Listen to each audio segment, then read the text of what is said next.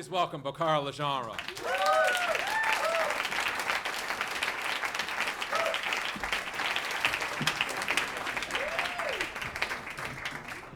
Thank you, Philip. Well, it's awful when someone says you're fabulous because there's just sort of nothing you can do.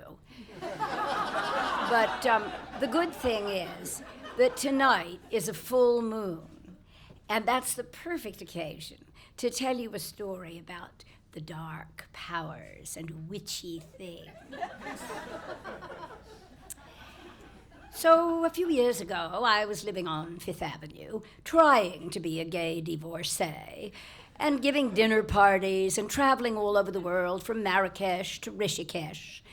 And indeed, I even had a very much younger and sexy boyfriend who some people said had truck with the dark powers. When we broke up, I thought my heart had turned to glass and it shattered into shards. And then my whole life shattered into shards. And I remembered every disastrous romance, every ghastly divorce, everything that's happened in my failed life. And shortly thereafterwards, I got the most terrible pain in my neck. And this wasn't because some recalcitrant dinner guest canceled just before my dinner party. Not at all. It was a serious pain that went all the way down my spine. In fact, I was so weak that it took both hands to lift my hairbrush. And I couldn't roll over in bed, forget sex. I had to hold the edge of the bed and pull myself over. And it took me 5 minutes to go from lying down to standing up. However, I thought that my broken heart was vibrating all over my body and that this pain was just the pain of my broken heart in my spine. And I didn't go to a doctor until I started to go blind. And then the doctor said, "You have premature aging disease." I said, "I'm not aging fast enough, that I have to do it prematurely." He said, "Well, you also have ankylosing spondylitis, and that's going to fuse your spine." So he gave me prednisone, which kind of sent me into next year, Bobo on cocaine. And after I did that for a couple of years, and I really realized it was bad for me, and so I went cold turkey. And I decided to take the holistic route.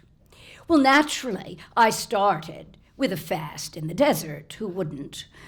And it was the very first and only week that it rained all week in the Arizona desert. My companion in torture was a heart doctor who was a heart patient. And the two of us had poncho karma together. That's when they drip hot oil on your head while 4 men massage you. Afterwards, we wrapped our heads in towels, and we put on our terry cloth bathrobes, and we sat at the dining room table eating sunflower seeds, weeping because we were so hungry. When that didn't work, I thought that maybe the problem was I was a bad person. So I took a pilgrimage to Bhutan in the middle of winter and prayed to emptiness. I sat in monasteries, dusty black monasteries, with lots of ferocious gods, and I tried to meditate. And I listened to the lectures of Bob Thurman, and nothing did any good. So when I came back, I went to St. Bart's and lived on a diet of green mussels, which is supposed to be very good for autoimmune diseases. However, when none of those things worked, I was lucky enough to go to a dinner party where I met an anthropologist. And the anthropologist said, well, I had a bad back, and the way I cured it was I went to the shamans in the Amazon, and I took ayahuasca. Well, I looked up ayahuasca, and it said, this is a horrible brew of, bitter medicine, and it gives you terrifying visions, and it also is a terrifically strong purge. Nonetheless, I decided to go to Peru. And the anthropologist very kindly organized the trip and got me a translator. My doctor said, if you get cured by a witch doctor, I'll write a paper about it. So off I went. Well, the first thing that happened was that when I got to Lima, my translator died.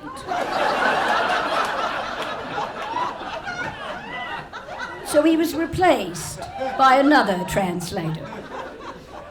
And this one was a potato farmer who happened to be a disciple of Deepak Chopra. So I said to myself, here we are, two foolish people going off to be cured by other cultures in the jungle. We met for lunch at a hamburger joint in Lima. The sign over the door said, living is dreaming, and dreaming is becoming. I said, what kind of a country is this that it has spiritual hamburger joints? Well, the translator told me at lunch that he had had a shaman, prior, I suppose, to Deepak Chopra, and he showed me his picture. Well, he had on a crown of feathers and a long blue coat and a lovely necklace of bones. And if there's one thing I like, it's people appropriately dressed. So the next day, we met our shaman at the hotel, and he arrived, his name was Francisco, in new suede hiking boots and dark glasses. And he divulged that he'd spent the morning in the internet cafe. Now, this isn't the way I want my shaman to behave in his off hours. So the next day, he took us to the jungle in a taxi. I mean, I thought at least a donkey or possibly a pirogue. But we descended in the middle of the jungle on the road, and we started hiking in, up and down these muddy hills through the rainforest. And I was carrying my little bean bag, my little canvas bag like I take to Martha's Vineyard, only it was full of wilting Kleenex and toilet paper and bug oil.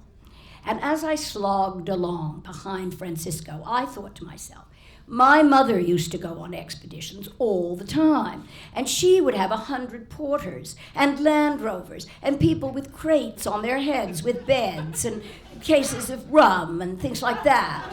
And what am I doing slogging along? But I thought, oh, well, when I get to the camp, I'll have a little rest and a cold drink. Well, I got to the camp, and I was led to my little hut. It was a platform on stilts, and it had 4 poles holding up a palm leaf roof. It didn't have the benefit of walls. And it had a wooden cot with a mosquito net and a table, and I hung up my hammock. And I thought, well, I do want to get cozy here. So I lined up my tape recorder, my copy of Proust, my Kleenex on the little table, and I was just beginning to actually feel a bit cozy when Francisco said, lunch. Oh, I said, where's the lodge? And he said, right here, leading me to another little hut just like my own, with a table and 2 backless benches. And on the table were 4 tin plates with white rice and cucumbers. And for the rest of the time I was in that camp, we had that particular meal every morning for breakfast, lunch, and supper. The 4th place was for Barbara, who was a German doctor there to study the plants. And she looked at me and she said, wait till you taste the tea. And I was so glad that she spoke English that I didn't care what. And Francisco said, you can't take ayahuasca tonight. I'm going to take it, and I'm going to do your diagnosis. So I went up to the hut, the ceremonial hut, just like all the other huts, but bigger. And I sat on a wooden bench. And while Francisco was looning out on ayahuasca. And I found that as I sat there for hours and hours and hours, I was thinking again about my mother, and I thought, well, you know, she used to sit in this lovely sort of Abercrombie and Fitch chair, looking at the sunset while some bet boy gave her a rum and tonic. And here I am, sitting on this bench, listening to people throw up. Because the whole thing about ayahuasca is that you have to throw up before you have a trip. In other words, that's part of the deal. So the next day, Francisco gave me the diagnosis, and he said, "A black hand came over your face, and a voice said, 'She's mine. You've been cursed.'" I said, "By who?" But I knew. And he said, "A young man." Oh, I thought, that good-for-nothing sexy boyfriend of mine. I knew it. And I spent the whole afternoon in the hammock remembering how, for example, his girlfriend before me, after he broke up with her, from a beautiful, marvelous woman, turned into this wizened old lady. And I thought, my God, that's just what's happening to me. So Francisco then said, this is what you have to do. First, the Banco shaman, Ruperto, will come and heal you with his mariri. Well, a mariri is a snake which lives in Ruperto's neck, and it was brought there by the huge amount of tobacco he smokes. So he arrived with long yellow teeth, and I sat wrapped in my little sarong in the ceremonial house, and he sucked my neck. And what happens is that when he sucked it, he pulled the evil spirit out, and then he spat it out. Well, the amazing thing is that when he did this, I saw a young supercilious man, and I said, "Get out!" And he just laughed. And I said, "The shamans are going to get you out." And at that moment, Barbara, who turned out to be one of the most important people to me in that camp, was sitting on another bench, not on ayahuasca, and she said she saw a black animal come out of my back. Well, the next thing that happened was that Francisco said I had too many thoughts. Clearly my meditation practice had done me nothing, no good at all.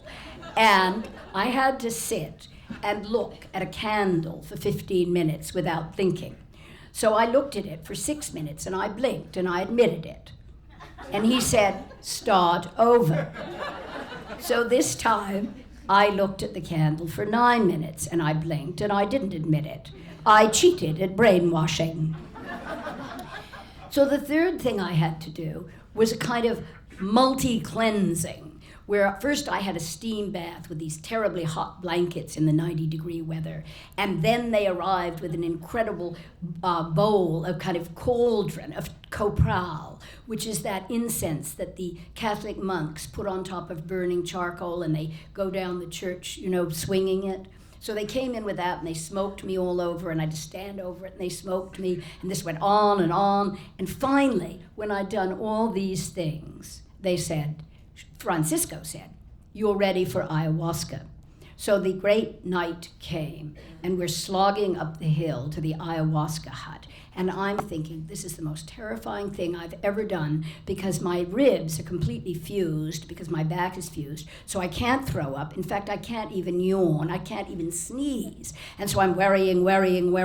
And all of a sudden, Francisco says, "Shamans don't care about money. They just care about healing." And I thought, he's not going to make a pitch now. And he said, "I need a school bus. It will be $15,000. And I thought, wait a minute. This is the man who's supposed to protect me during the most terrifying psychedelic trip of my entire life, all alone in the middle of the jungle in the middle of the night. And he's holding me up." So I turned to him and I said, "I'll think about it." So we went in, and he gave me this little cup of ayahuasca that's the most foul-tasting thing you could possibly imagine.